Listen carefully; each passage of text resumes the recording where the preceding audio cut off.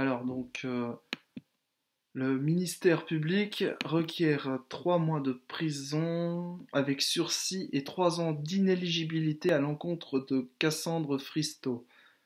Cette pancarte nous amène à nous poser deux questions. La première, est-ce qu'un groupe déterminé est visé par ce panneau? Ce à quoi Madame Fristo a répondu qu'elle visait les responsables de la crise sanitaire. De plus, je ferai remarquer que ce panneau a une démarche malsaine qui nous amène forcément à nous demander qui parmi ces noms est un non-juif. Nous n'avons pas à répondre à cela. Même si de la part de la défense il y a une forme d'hypocrisie puisqu'elle s'échine à nous prouver que chaque nom sur la pancarte pouvait être relié à la thématique du Covid-19 et du pass sanitaire. Sur la pancarte, le procureur Julien Berger la décrypte en détail. Les noms, les cornes, l'expression utilisée par un général à la retraite sur CNews, où il a fait référence à la communauté que vous connaissez bien, expression devenue par la suite la référence à la communauté juive.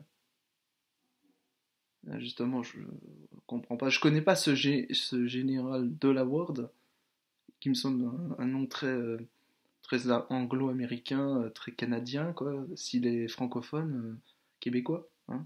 Je sais pas, je connais pas.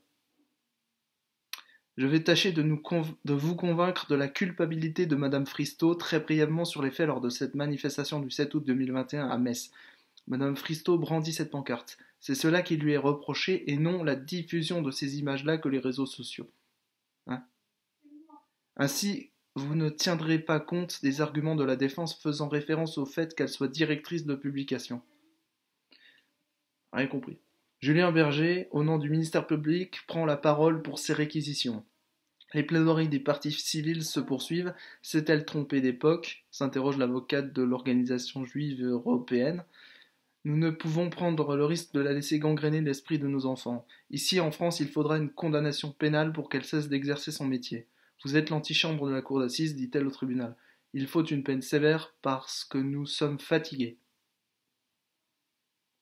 17... Ouais, enfin bref, il y a toutes les dates, les horaires, mais j'ai pas mis parce que c'est du blabla pour moi.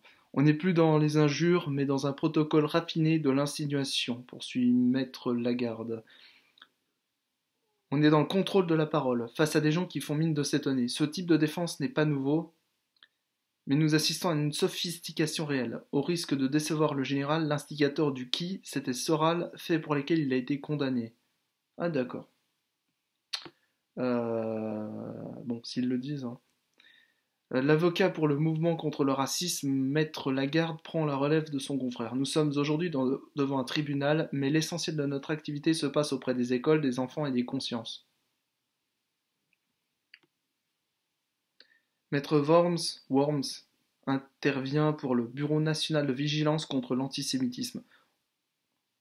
Oh, les fautes, mais on ne se cache plus pour faire valoir putain, son, son antisémitisme. Je suis obligé de traduire du français écrit n'importe comment, parce qu'il y a écrit on ne se cache plus pour faire valoir sans antisémitisme. C'est n'importe quoi. Je suis obligé de. Désolé, c'est vraiment chiant. C'est ça le drame, et c'est parce qu'on a un sentiment d'impunité, et c'est la raison pour laquelle vous devez réagir. L'avocat de la maison des potes arrive à la barre. Ah oui, je les avais oubliés ceux-là. Franchement, mettre des institutions juives, enfin, mettre le logo juif partout, c'est mauvais, parce que ça donne une très mauvaise image. Mais alors là, par contre, là, la maison des potes, c'est encore pire que tout. Là, c'est vraiment pour discréditer le tribunal, il n'y a pas mieux, hein. C'est limite la maison des potes fumeurs de joint, quoi. Franchement, arrêtez vos conneries, parce que là, franchement, mais c'est saoulant d'avoir des trucs comme ça. C'est quoi le délire de la maison des potes? Je connais pas cette maison. Il évoque le travail de l'association qu'il représente, laquelle intervient notamment en milieu scolaire. Quelle différence de culture, d'implication et de respect avec ce qu'instille Madame Fristo, professeure d'allemand. On frémit si au-delà de l'apprentissage de l'allemand, elle aborde l'histoire de l'Allemagne. Elle participe tous les jours de façon discrète à disséminer sa haine. Il termine à la question qui que pose Madame Fristo. J'en réponds par une autre. Pourquoi? Pourquoi tant de haine? Il faut vivre ensemble et se respecter. Ouais, le problème, c'est qu'on vit pas ensemble avec les riches, hein. Voilà. Donc pourquoi tant de haine? Je sais pas si c'est de la haine, hein. Donc, l'avocate de consistoire israélite de la Moselle prend la parole. Ne soyons pas naïfs, il ne s'agit rien d'autre que de la haine envers le juif, avec un S. Faute d'orthographe énorme. Bon, Madame Fristo ne pouvait pas ne pas savoir que cette expression faisait référence à la communauté juive. Elle l'a inscrite en connaissance de cause. Elle affichait des cornes au diable. Instruite, elle sait que les mots ont du sens et des conséquences graves. Et pourtant, c'est cela qu'elle a utilisé de brandir dans une manifestation publique. C'est pas français, mais qui a arrêté Républicain Lorrain, vous avez fait sous-traiter, c'est quoi cette affaire? Alors, euh, conséquences graves, bon. Et, et pourtant, c'est cela qu'elle a utilisé de brandir dans une manifestation publique. Elle souhaitait inciter tous les participants à ce rassemblement du 7 août à la haine. C'est une manifestation contre le pass. Voilà. L'avocat démonte un à un les arguments de la défense. Il sollicite la somme de 2 000 € au titre du préjudice moral pour la LICRA. Que la LICRA fasse partie du, du délire, j'ai envie de dire, c'est normal, puisque la LICRA défend contre le racisme et l'antisémitisme, c'est logique. Par contre, tous les autres, moi, pour moi, ils sont là pour rien, hein, clairement. Ça s'ajoute et ça discrédite. Alors la maison des potes, c'est le pire, hein. C'est pas crédible pour un tribunal. Maître Burkatsky poursuit. Il s'agit d'apporter une réponse claire pour apporter un terme à cette nouvelle mode. Le qui, j'ai entendu la défense dire que la LICRA serait le directeur de publication. Madame Fristo, qui n'a pas le courage de sa prose, est renvoyée pour avoir brandi une pancarte. En quoi la LICRA ou le ministre de l'Intérieur ont rendu publique cette pancarte? C'est elle qui l'a fabriquée, c'est elle qui l'a brandie. L'avocat de la LICRA intervient. Ce qui m'effraie le plus dans cette affaire, c'est qu'on a ici une jeune génération qui ressort au XXIe siècle des vieilles lunes de l'antisémitisme. Madame Fristo a choisi le camp de l'obscurantisme religieux et de la violence politique, c'est une personne radicalisée. Madame Fristo n'est pas une brebis égarée, elle appartient à un groupuscule organisé royaliste, intégriste, foncièrement anti-républicain. Je précise quand même, les royalistes sont les premiers à avoir assuré notamment la résistance française. Donc c'est pas trop crédible tout ça. Royaliste et nazi, ça fait deux. Ça fait deux. Euh, Donc cette pancarte est le b.a-ba de l'antisémitisme, poursuit l'avocat de la Ligue des droits de l'homme. Le Meki n'est pas une question, la réponse est dans l'interview de CNews. Le Meki est une dénonciation. L'avocate poursuit quand elle dit lors de ses auditions que le monde est dirigé par une oligarchie politique et financière, c'est déjà une position antisémite. Faux. Mensonge. Elle compare le Meki à la quenelle de Dieudonné. C'est un signe de ralliement. De ralliement, oui, mais pas.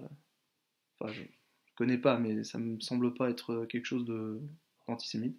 C'est voulu, c'est codé, c'est compris comme un code. L'avocate rappelle comment toute cette affaire a commencé à partir de allocation télévisée d'Emmanuel Macron sur le pass sanitaire.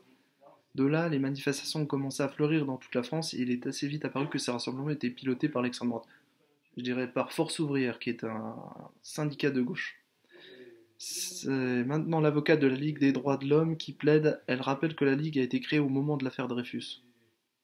Elle regrette elle aussi l'absence de la prévenue. Cette personne qui, dans ses auditions, ment ou qui se tait quand ça devient gênant. J'ai envie de dire, logique. Euh, et en ne venant... Si tu lui parles de sexe, par exemple, ça va la gêner, c'est sûr, donc elle va pas parler. Si c'est pas dans ses habitudes, tu vois. Et en ne venant pas, ses victimes, elle les dénigre encore plus. Les victimes, les financiers, là? C'est aussi une façon de se positionner en victime, ce qui est assez fréquent de la part de l'extrême droite. Oui, enfin, tout le monde se positionne en victime, hein. La France vous regarde. Tous les éléments constitutifs du délit pénal pour lequel Madame Fristo est renvoyée devant votre tribunal sont là, conclut-il. Il termine en rappelant que la prévenue s'est débarrassée de la pancarte avant la perquisition. Derrière ces noms, de ces personnalités, elle sait que cette pièce à conviction, si je puis dire, est constitutive du délit. Ne soyez pas dupes derrière son casier judiciaire vierge. Ah oui, casier judiciaire vierge, c'est ce que je voulais savoir. Merci. Aussi, je salue le parquet de Metz d'avoir saisi la brigade des crimes contre l'humanité. Le préjudice qu'elle a commis à notre société est colossal. Il l'est d'autant plus qu'elle est enseignante. Aujourd'hui, Madame la Présidente, Messieurs du tribunal, la France vous regarde. Alors ne soyez pas naïfs, ne soyez pas dupes, sachez qui vous jugez. Rendez justice à la hauteur du mal profond qui a été commis. Là, on est confronté à une approche beaucoup plus structurée du Meki. Madame Fristo nous dit que ce n'est pas au regard de la religion, mais au regard de leur fonction qu'elle inscrit leur nom. J'aimerais qu'on m'explique en quoi les fonctions de Soros, Drahi, Rothschild, BHL, Fabius, père et fils interpellent dans cette logique particulière de prise de position sur le pass sanitaire. On a plutôt un dénominateur commun de personnes appartenant à la communauté juive. Oui, des Hébreux, pas la communauté juive, c'est ambigu parce que ça sous-entend judaïsme pratiquant. C'est pas vrai. Ça m'étonnerait que ces gens-là aient le temps de s'organiser en étant financier et en même temps étudier la finance et étudier la Torah, c'est deux choses totalement distinctes. On ne peut pas mettre les deux choses dans le même panier. C'est bien les oreilles et le dessin du diable qui apparaît au-dessus de la lettre Q, oui. Non seulement on a stigmatisé, mais on a diabolisé des personnes appartenant à cette communauté. Non, on a diabolisé des personnes appartenant à la caste des oligarques. La diabolisation, c'est l'achèvement complet de la démonstration de haine. Oui, bah. Maître Kaminsky, on a toujours pensé que le corollaire au fait d'être juif était d'avoir de l'argent. Rappelez-vous l'effroyable affaire Halimi. Aujourd'hui, on sait que ces pancartes Meki font écho à ce qui s'est dit dernièrement sur le plateau de CNews, et depuis, on les a vus fleurir dans les cortèges des manifestations. Moi, je connais pas CNews, hein. Franchement. Ça, la télé, tout ça, faut oublier, quoi. Oublier. Alors,